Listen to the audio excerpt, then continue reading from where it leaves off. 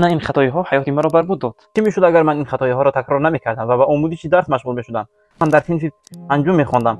هر روز بعد از درس به خانه برگشته به تماشای فیلم و سریال مشغول می‌شدم. ساعت‌ها وقت خود را به تماشای کینو صرف می‌کردم. بالای همه این بعد به کوچه برآمده به بازی فوتبال مشغول بودم. وقتی که به درس می‌رفتم برایم اهمیت نداشت که آموزگاران چی می‌گویند. به درس‌ها اهمیت نمی‌دادم.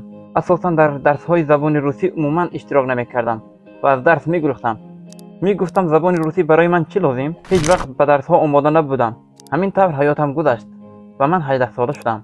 مثل هزاران جوان تاجیک به روسیه برای کار کردن رفتم. اولی که راه سوی روسیه گرفتم با مشکل‌های ندانستن زبان دچار شدم. همه با زبان روسی صحبت میکرد، اما من هیچ چیز نمیفهمیدم، چون که من در وقتش درس نخوانده بودم. همین خیل به روسیه آمدم. مرا در استرایکر به کار گرفتند.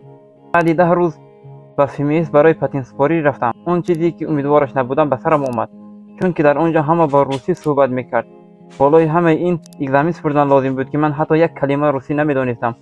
آنجا صدها جوان مثل من از ندانستن زبان عذاب میکشیدند و از اگزمین میغلطیدند. هر کس چندین بار از اگزمین نگذشته باز از نو جریمه سپارده داخل میشد. همین طور من 30 مرتبه گذشته نتوانستم و اون روز به خانه برگشتم. برای من 1 هفته مهلت دادند.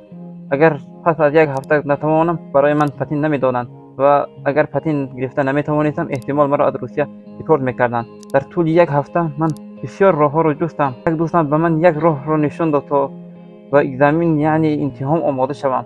من در دوام 1 هفته همه تست‌ها و واریانت ها را از خود کردم و بار دیگر به فیمیس رفتم. از بس که آدم بسیار بود، من شب ساعت 12 به راه برآمدم. ساعت 2 به فیمیس رسیدم. آنجا در حقیقت آدم خیلی زیاد بود.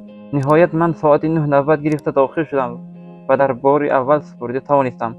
با همین من به شما دوستان چه گفتنیم؟ حالا در وطن هستید و درس خوانی مشغول شوید.